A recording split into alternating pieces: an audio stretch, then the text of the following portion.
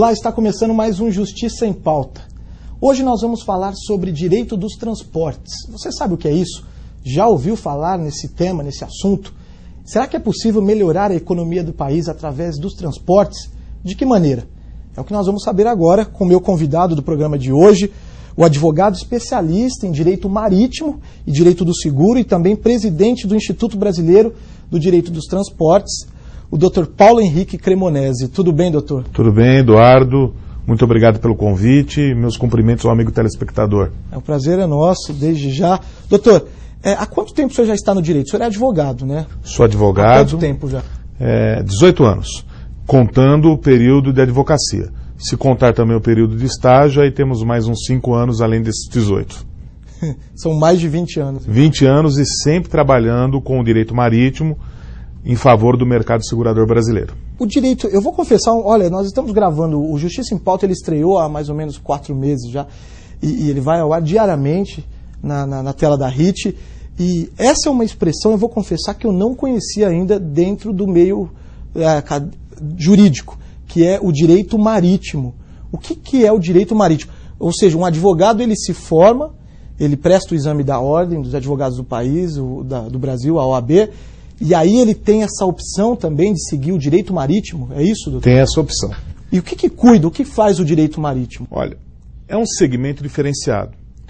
Eu, particularmente, apesar de trabalhar na área, eu acredito que a expressão direito marítimo ela é um pouco exagerada. Em verdade, é um desdobramento do direito civil casado com o direito comercial, hoje chamado direito empresarial, com algumas regras de direito administrativo, regras de direito internacional, principalmente quando o direito marítimo se funde com o chamado direito da navegação, mas basicamente são todas as questões jurídicas ligadas ao transporte de carga. Então, carga marítima, evidentemente.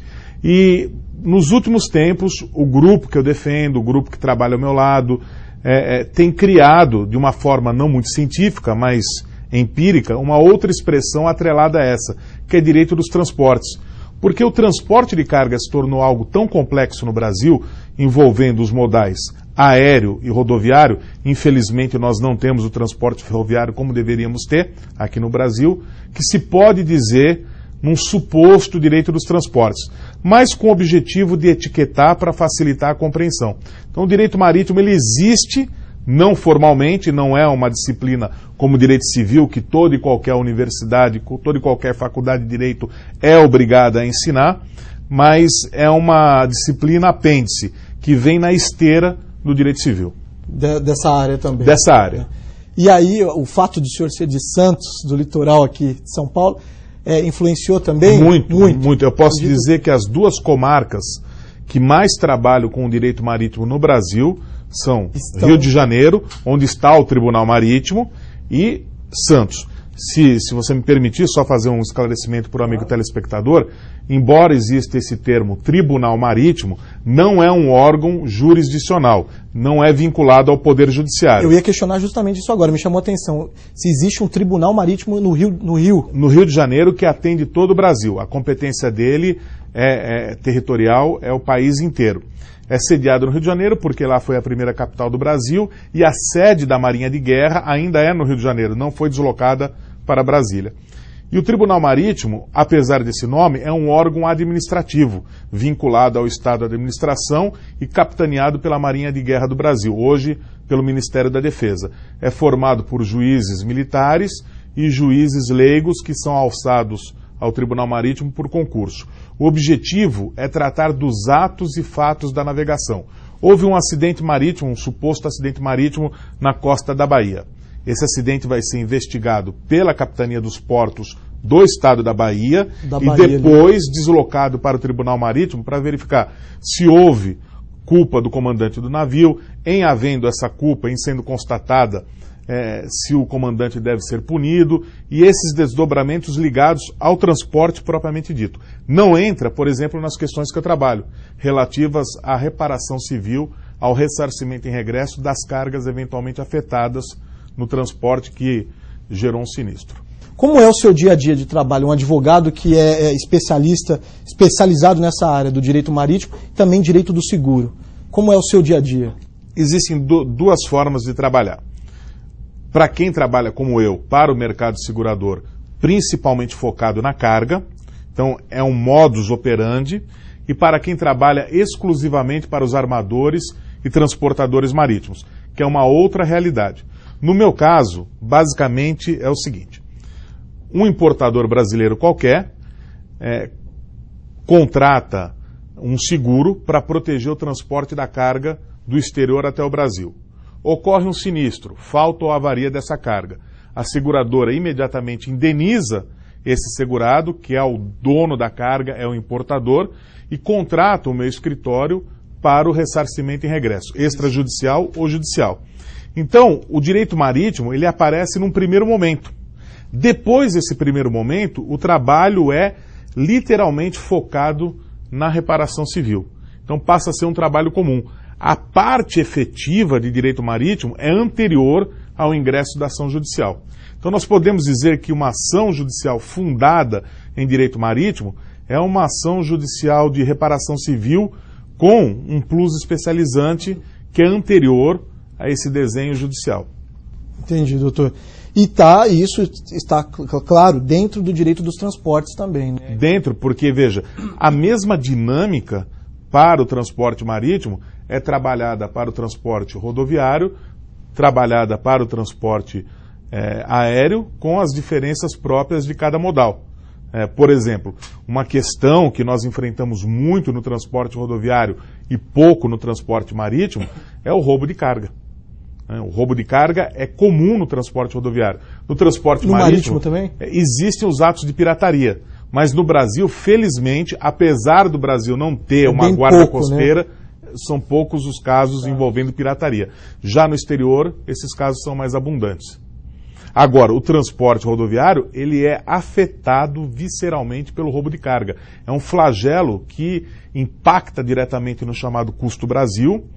Eu até tomo a liberdade, porque eu carrego o tema como bandeira ideológica, então eu quero vender a ideia para o telespectador de ser mais zeloso como cidadão nesse aspecto, verificar o que as autoridades do lugar em que ele mora estão fazendo, porque o roubo de carga, ele é um crime pontual, ao contrário dos demais roubos, em que o Estado, o Supremo Tribunal já se manifestou no sentido de que o Estado não tem como dar segurança para todo mundo, a todo instante, em todo lugar, o que é verdade. O roubo de carga só acontece em rodovias ou nas grandes cidades. Então pode ser mapeado e trabalhado pela autoridade pública. Até tomo a liberdade e peço desculpas de usar o seu programa, porque, já que ele é um programa de projeção, respeitabilidade, vender essa ideia. O Estado tem que ser mais responsável, tem que ser mais atuante para minimizar o roubo de carga. É possível. É diferente de um roubo que acontece com um cidadão que está caminhando pela rua. Realmente fica difícil para o Estado dar essa segurança. Mas falta o quê? Fiscalização eficiente? Fiscalização eficiente. Por exemplo, São Paulo e Rio de Janeiro, os dois principais estados da federação. Todo e qualquer feriado, já de antemão, é sabido e ressabido que vai haver um colapso de trânsito lá na Baixada Santista. Porque por mais que tenha sido duplicada a rodovia dos imigrantes, lá embaixo há um entrave logístico. Né? E os carros vão ficar parados. E acontecem arrastões, que só não são mais divulgados para não criar um pânico generalizado na população. Então a polícia poderia ser, a polícia que eu tenho um grande respeito, carinho, desde a época de acadêmico de direito eu sou um defensor da polícia militar, mas ela até por falta de estrutura não faz o que deveria fazer, que é efetivamente estar de prontidão e evitar esse tipo de crime, porque ele é possível de ser evitado. O mesmo acontece na região dos lagos, lá no estado do Rio de Janeiro. Todo mundo sabe que vai acontecer isso, porque o fluxo de turistas é muito grande. Então poderia ser feito um trabalho preventivo, e não é. Então isso me causa indignação, e toda vez que eu tenho uma oportunidade, ou perante alunos, ou em palestras, ou num programa como esse seu, que tem realmente repercussão e respeitabilidade, eu falo porque eu acredito muito nisso, na possibilidade de se diminuir, e veja, a sinceridade. Como profissional, eu ganho dinheiro com o roubo de carga. Porque, evidentemente, que o roubo de carga vai gerar uma indenização de seguro e a seguradora vai discutir no Poder Judiciário se exclui ou não a responsabilidade do transportador. E eu criei uma tese, eu trabalho, eu ganho dinheiro com isso.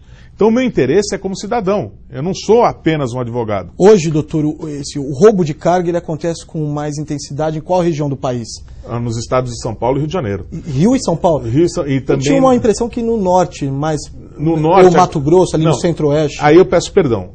Se a gente for analisar proporcionalmente, sim, os estados do Nordeste e na região central têm um número maior de roubos. Se nós analisarmos em quantidade bruta, aí São Paulo e Rio de Janeiro, até pelo trânsito de caminhões... muito maior o fluxo. Muito maior. Ali. O que acontece é que na região Nordeste tem o maior número de vítimas fatais. Lá acontece muito isso, vítimas fatais derivadas do roubo de carga. Já nos estados de São Paulo, talvez as quadrilhas são mais especializadas e mais seguras, então elas poupam as vidas dos motoristas. Mas essa fiscalização também e essa ação preventiva é de competência de quem? Da do polícia... Estado ou do governo federal? Dos dois, porque existe a Polícia Rodoviária Federal, nas estradas federais, então a competência é da União, e já nos estados membros, nas rodovias estaduais e nas cidades dos governos estaduais.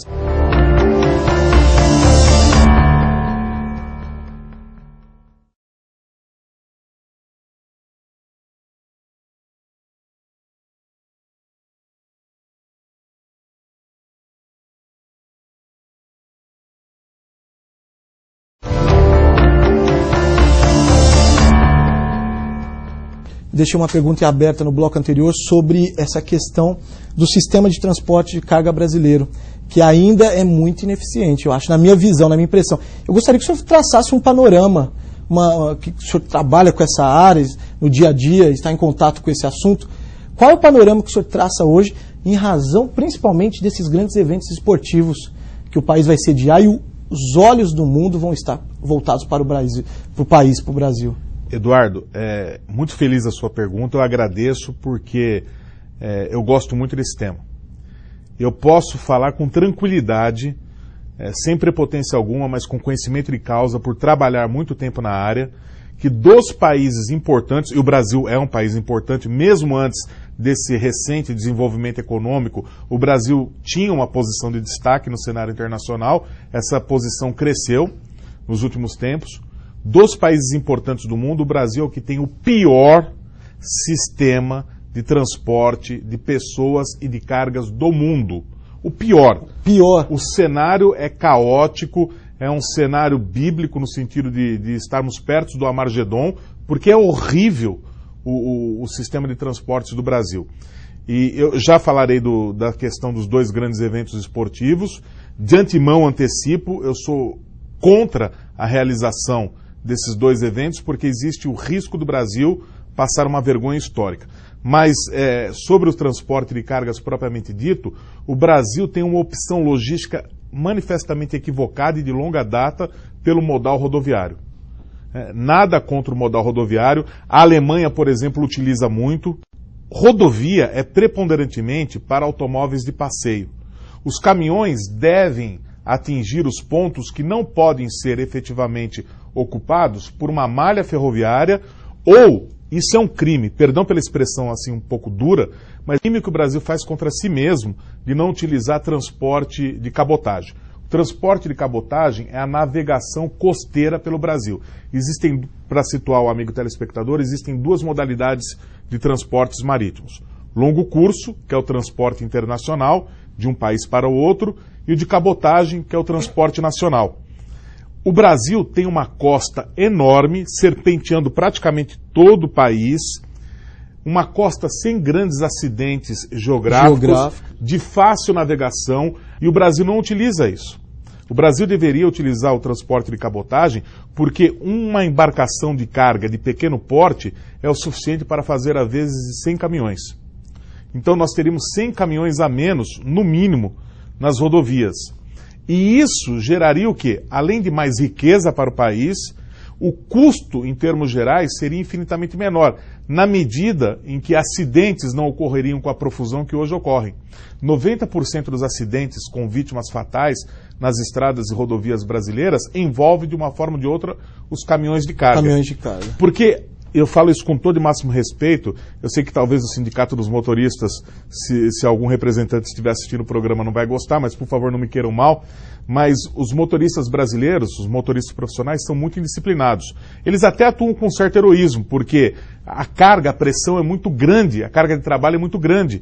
Eles são obrigados, desculpa também, essa é um pouco polêmica, eu vou falar, mas isso já está comprovado jornalisticamente, até mesmo a usar medicamentos ilícitos para poder efetivamente aguentar essa carga de trabalho. E evidentemente que eu já tive a oportunidade de dirigir pelas rodovias da Europa, os caminhões ficam na faixa esquerda, eles não passam para a faixa direita. Né? É raríssimo isso acontecer.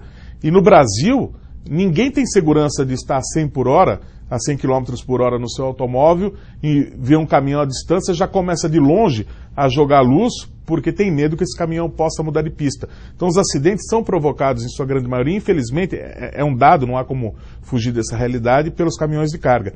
O transporte ferroviário, além de ser muito mais barato e seguro, impactaria também nisso, no custo de vidas que são perdidas, desperdiçadas com acidentes, também, perdão pela contundência, absolutamente estúpidos. O ferroviário. O transporte ferroviário. Mas que hoje praticamente não existe. Não existe. Né? Agora começa-se a questionar, né, a necessidade de se ter transporte ferroviário. Eduardo, para você ter uma ideia, o produtor de soja do Cerrado, no Brasil, ele gasta $35 por tonelada de carga embarcada no Porto de Santos. 35 dólares. O norte-americano gasta 15. Ao que o amigo falará, mas os Estados Unidos é um país do primeiro mundo que desde a época do Velho Oeste investiu em ferrovias e tal. Tudo bem. Então vamos analisar nosso vizinho, nosso eterno rival, a Argentina. 14 dólares. É mais eficiente até que o próprio Estados Unidos. Os argentinos gastam 14 dólares. Por quê? Porque é a metade. A metade. E por que essa diferença? Porque os argentinos têm ferrovias e tem rodovias melhores do que as brasileiras. Nós aqui do estado de São Paulo temos uma ideia errada da malha rodoviária brasileira, porque nós temos boas rodovias. Mas no resto do país a realidade não é assim. Temos boas rodovias no estado de São Paulo. No estado de São Paulo, só. Essa é um comentário que a gente ouve e é verdade mesmo. Né? As nossas rodovias são compatíveis às autobahns alemãs. Mas o resto do custo do Brasil não pode ser desprezado. O setor que nós estávamos falando no bloco anterior, a segurança. Então, dificilmente um caminhão de carga será furtado ou roubado na Alemanha. No Brasil, essa é uma realidade latente e isso é muito triste. Por isso, né, que eu me manifesto, e eu sei que é uma postura antipática, aparentemente antipatriótica, contra a realização da Copa do Mundo do Brasil. O Brasil não tem aeroportos suficientes e não vai haver tempo hábil para a construção e ampliação dos aeroportos. E a gente já vem acompanhando essa polêmica toda, o atraso nas obras, exato. A ampliação desses aeroportos que não sai do papel. Não sai. E a saturação que a gente vê, as brigas nos guichês dos aeroportos e tudo mais. Não temos malha rodoviária boa para atender, não temos malha ferroviária, o europeu está acostumado a usar trem, vai sentir o impacto disso aqui no Brasil, será um caos. Isso sem falar em outras questões, como segurança pública, a rede hoteleira do Brasil, o que alguém poderá falar assim, mas isso não vai ajudar o desenvolvimento? O raciocínio é errado. Nós não podemos pensar que é necessário um grande evento, que o Brasil vai estar exposto para que aconteça alguma coisa. E mesmo o suposto lucro, que é óbvio um evento como esse desperta, vai efetivamente ser suficiente para ao menos empatar com os gastos. Falando em ferrovias, o senhor acredita que esses projetos do trem-bala ligando Campinas, São Paulo, também o litoral, o próprio trem que ligará os aeroportos de Congonhas, Guarulhos, um novo aeroporto que o governo tem a intenção de construir, o senhor acha que sai do papel a tempo? Não, para a Copa do Mundo não, isso já é certeza. Se existe alguma previsão que se possa confiar, ela é para 2016. É uma opção racional. Eu prefiro primeiro uma malha ferroviária tradicional, decente, serpenteando o Brasil, para depois se pensar no trem-bala. Veja, aqui é uma crítica, eu procuro fazer a crítica de forma elegante, embora seja difícil. Construtiva, né? Exato. Como é que o país fala em trem-bala se não tem o trem tradicional? Então, não tem nem o tradicional. O custo do trem-bala é elevadíssimo. Eu sou a favor, eu não sou contra. Mas desde que haja um processo paralelo de capilarização da malha ferroviária por todo o Brasil. Aí sim o trem-bala passa a ter algum sentido, porque vai atender as duas principais regiões metropolitanas do país, com o adendo de passar por uma cidade importantíssima, como é Campinas. Existe aí uma inteligência logística razoavelmente aceitável, que só perde sentido quando se analisa a ausência de trens no resto do país. E sobre o transporte marítimo, doutor Paulo, qual o principal problema hoje do Porto de Santos, que é o maior da América Latina e que a gente vem acompanhando também uma situação delicada ali, né? Falta estrutura mesmo para atender já a demanda de carga ali no Porto de Santos, não é mesmo? Com a lei de modernização, no final dos anos 90, melhorou um pouco, porque passou para a mão da iniciativa privada. No primeiro dia de vigência da lei, no primeiro dia em que a iniciativa privada, sem nenhum tipo de investimento ainda, começou a operar, a produtividade aumentou 42%. No primeiro dia. Então, foi só uma questão de boa vontade na atuação. Mas o principal problema do Porto de Santos não decorre exatamente de alguns sucateamentos materiais, de algumas falhas estruturais, porque tudo isso pode e deve, e na verdade já ocorre isso, mudar com investimentos pesados dos empresários interessados no setor. O principal problema é o calado. O calado é a distância do solo até a superfície do mar. O calado do Porto de Santos é muito baixo. Se não me falha a memória, são 12 metros. Isso o ideal seria o quê? No mínimo 20. No mínimo 20? No mínimo 20. E ali em Santos é 12? 12 metros. Isso impede que os navios de grande porte entrem no Porto de Santos. E os navios de pequeno e médio porte, eles não podem sair abarrotados. Ao que o amigo telespectador, principalmente que não está familiarizado com essa dinâmica do transporte marítimo, perguntará, e daí? E daí é o seguinte, o navio não pode sair repleto, então ele sai com espaços abertos, e esses espaços, que é o chamado frete morto, porque ele veio com o objetivo de sair completo. Esses espaços, eles são preenchidos economicamente por todos os exportadores brasileiros. Há um rateamento das despesas. Então isso aumenta o custo Brasil. O que eu quero dizer com isso? Grosso modo, você, que é do interior do estado de São Paulo, paga, né, de uma forma ou de outra, seja por meio de tributos, seja por meio de preços mais elevados no consumo interno, pela ineficiência do gestor público que não faz a dragagem do Porto de Santos com a regularidade que deveria fazer. Essa questão, essa política de transportes no país, a presidenta Dilma já sinalizou de uma forma positiva? Já falaram sobre programas. Mas, de uma certa forma, carece ainda muita coisa, porque eu até confio, não votei nela, então falo com a tranquilidade de quem não é eleitor, mas também não sou um crítico ácido, né? Eu procuro sempre fazer uma crítica construtiva, afinal de contas é a presidente do Brasil, do meu país, e confio porque ela é tecnocrata, ela tem um lado técnico maior do que o seu antecessor, o presidente Lula, então até espero que ela desenvolva um trabalho, porque ela fala muito ainda do PAC, que infelizmente não gerou os resultados esperados ainda. Mas já estamos no PAC 2. Já estamos no PAC 2. Que é o Programa de Aceleração do Crescimento. Exatamente. Dentro desse programa existem elementos voltados ao segmento de transportes, porque ele é vital, é imprescindível. Mas eu ainda não senti, e é muito cedo ainda, da presidente, um esforço concentrado, uma questão de conscientização. Infelizmente, no meu caso é fácil falar porque eu trabalho com isso, mas para a sociedade em geral é muito difícil falar de sistema de transportes, porque não é algo sedutor e não é algo que a pessoa sinta imediatamente.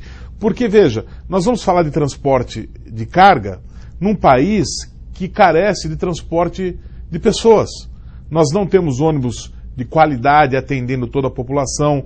Transporte público, né? Exato. As linhas do metrô praticamente estão reduzidas a São Paulo e mesmo assim são insuficientes para a população como um todo. As outras capitais brasileiras não têm metrô não tem, praticamente? Uma outra coisa no Rio de Janeiro. Uma malha muito pequena. Muito né? pequena. Então, as pessoas sentem, da índole do ser humano, sentem aquela questão imediata. O que é mais importante? O transporte de pessoas. E não nego, é extremamente importante. Mas o transporte de carga, ele impacta na economia do país. No desenvolvimento. No desenvolvimento. Né? A primeira coisa a ser feita, primeiro, privatização de tudo, o Estado só gerir como um grande gestor, efetivamente. Privatizar. Não terceirizar. Não terceirizar. Privatizar. Ou trabalhar em parceria. O Estado continua com o chamado munus público, que é uma expressão pomposa, técnica, para dizer o Estado é o grande observador, é o grande controlador, a iniciativa privada tem que trabalhar sob o palio do Estado, mas é a iniciativa privada que vai trabalhar, investir e, evidentemente, aferir o lucro necessário, justo, equilibrado, e aí cabe ao Estado a regulação desse lucro do serviço efetivamente prestado. É preciso ampliar os portos brasileiros, todos, ampliar os aeroportos brasileiros, todos, porque os aeroportos transportam pessoas e cargas. Antes dos anos 90, nós tínhamos 95% do transporte internacional realizado apenas e tão somente por navios. Hoje a realidade é outra, 80% por navios, mas 20% por aviões. Então o transporte aéreo ganhou um impacto, um impulso muito grande nos últimos anos. E o valor agregado da carga do transporte aéreo é muito alto, é muito elevado. Então é importante ter essa ampliação. As estruturas gerais devem ser reconsideradas. As cidades, elas não estão preparadas para o aumento do trânsito. Não só o trânsito de automóveis comuns, que há um boom, como também dos caminhões. O que foi feito aqui em São Paulo recentemente, o Rodoanel, tem que ser feito no país inteiro. E o de São Paulo já não é suficiente. Tem que ser melhorado, ampliado. Então nós temos uma série de equívocos logísticos de longa data. O trabalho tem que ser permanente e pensado a médio e longo prazo. Não adianta o imediatismo, talvez nos aeroportos. Até se for realmente confirmada, porque existe o risco da Copa do Mundo ser deslocada para a Alemanha, mas se for efetivamente confirmada a realização da Copa do Mundo no Brasil, ratificada, ou seja, em termos práticos... Existe esse risco? Existe esse risco. Há essa possibilidade? A FIFA não fala, mas existe o plano B. A Alemanha, eu estive em 2006 na Alemanha, ela tem plenas condições de, em 6 meses, organizar a Copa do Mundo. A Alemanha é um país fantástico. Planejado, organizado, disciplinado. Então tem condições de realizar a Copa do Mundo em até 6 meses antes, se houver realmente o colapso da estrutura geral do Brasil. Então a minha sugestão é um trabalho coordenado, e aí é preciso muita coisa, mudanças de mentalidades.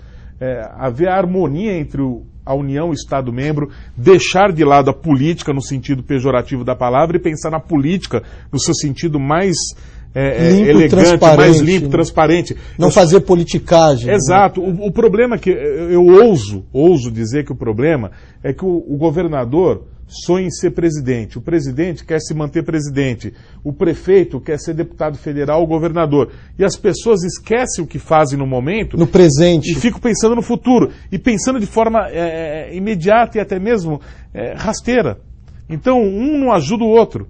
O Estado de São Paulo, não importa quem é o governador e não importa quem é o presidente da República, o Estado de São Paulo tem que andar de mãos dadas com o governo federal, porque o governo federal precisa do Estado de São Paulo e o Estado de São Paulo precisa do governo federal porque existem áreas que ele não pode atuar. Por exemplo, nas questões portuárias, depende exclusivamente da atuação federal. Nas questões aeroportuárias, depende exclusivamente. O Estado de São Paulo pode ajudar o quê? Abrindo vias de acesso, melhorando a urbanização dos lugares próximos aos portos e aos aeroportos, mas ele não pode efetivamente atuar. Quem tem que atuar é a União.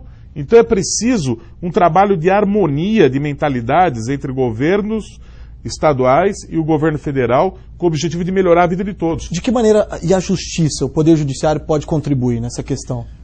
As lides que são levadas ao Poder Judiciário envolvendo transportes rodoviários, marítimos e aéreos, podem e devem ter um colorido diferenciado no tratamento.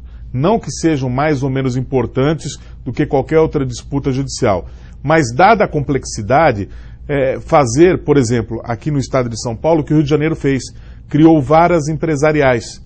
Então os juízes trabalham basicamente só com essas questões. Além de uma especialização maior, eles ficam desafogados.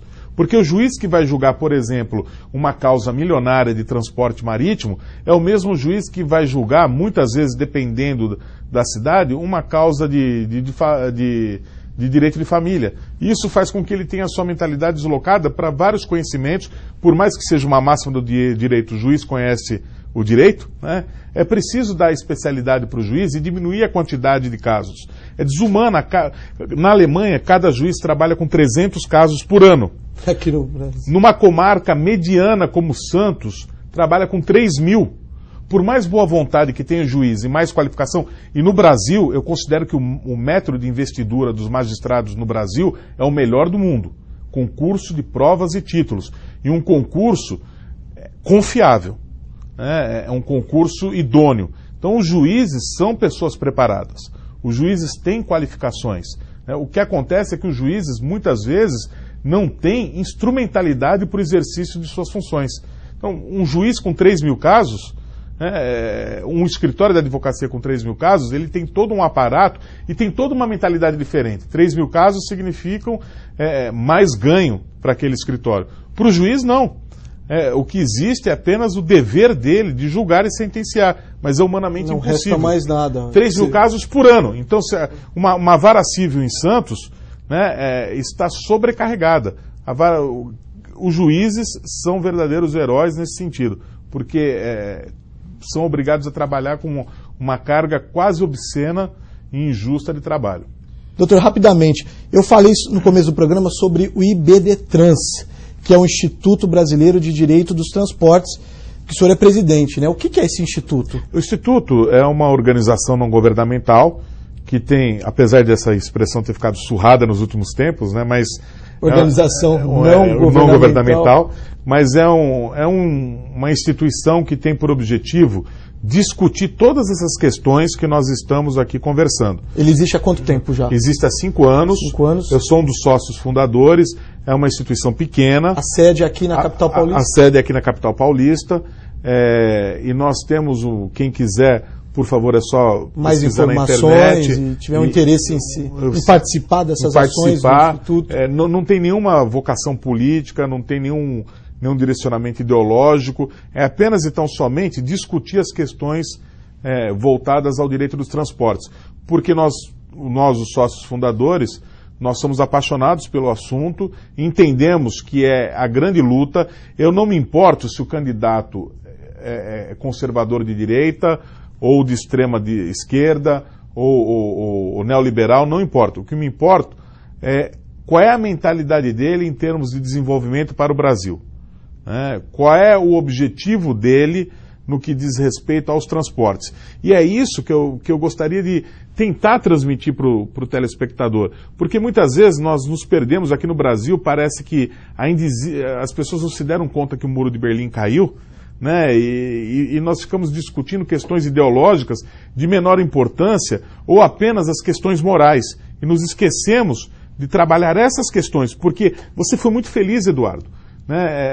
Uma coisa está diretamente atrelada à outra. Se nós produzirmos riqueza e economizarmos no chamado custo Brasil, haverá naturalmente mais oferta de empregos, haverá naturalmente, com a lucratividade maior, uma divisão direta ou indireta dos benefícios decorrentes dessa lucratividade maior. É inevitável isso. Existe um site, um endereço eletrônico do Instituto? Existe. Você me permite falar? Claro, pode falar. www. Colocar na tela também aqui. IBDTrans, de Transportes, Instituto Brasileiro de Direito dos Transportes.com.br. Muito fácil, .com.br. Bom, doutor, eu queria agradecer a sua participação. O programa chegou ao fim, vou precisar encerrar o programa. Mas antes, quem ficou interessado nesse assunto, nós temos aqui 2 exemplares de livros, né, que o senhor escreveu, não é isso mesmo? Gostaria que o senhor segurasse um aqui. Transporte Rodoviário de Carga, Paulo Henrique Cremonese, A Responsabilidade Civil do Transportador e o Contrato de Transporte. E esse também é o Prática de Direito Marítimo, onde eu trato do contrato de transporte marítimo e a responsabilidade civil do transportador. Os 2 livros eu procurei adotar uma abordagem bem didática. Este foi o primeiro. Eu gosto muito dos 2, mas esse eu tenho um carinho especial, até porque, se me permite até uma certa vaidade, eu tive a honrosa oportunidade de ter o prefácio de ninguém menos do Dr. Ives Gandra Martins, a quem agradeço publicamente, e agradeço também uma grande pessoa. Ao Justiça em Pauta, a você pela oportunidade de divulgar o livro. Quem tiver mais interesse nesse assunto tão importante para o desenvolvimento do país, Pode procurar então todas as livrarias esses exemplares. Tem um terceiro também que já saiu. Tem um terceiro, né? Que é Temas de Direito do Seguro e dos Transportes, em que eu e meus sócios e alguns membros do escritório do Instituto Brasileiro de Direito dos Transportes escrevemos vários artigos sobre o nosso cotidiano profissional. Doutor Paulo, brigadíssimo por esse papo, foi ótimo. Eu que agradeço, Eduardo. Se deixar, a gente fica o dia todo aqui, que é um assunto muito abrangente, com várias vertentes. A gente fala o dia inteiro sobre isso. Queria agradecer a sua participação. Eu que agradeço a oportunidade da rede, agradeço do Justiça em Pauta. E até a próxima. Eu acho que em breve a gente volta a conversar sobre transporte brasileiro. Por favor, estou à transporte disposição de carga, sempre. o direito dos transportes. O programa chegou ao fim, eu queria agradecer também a sua companhia. A gente se vê no próximo Justiça em Pauta. Você continua com a programação do HIT Notícias. Tchau!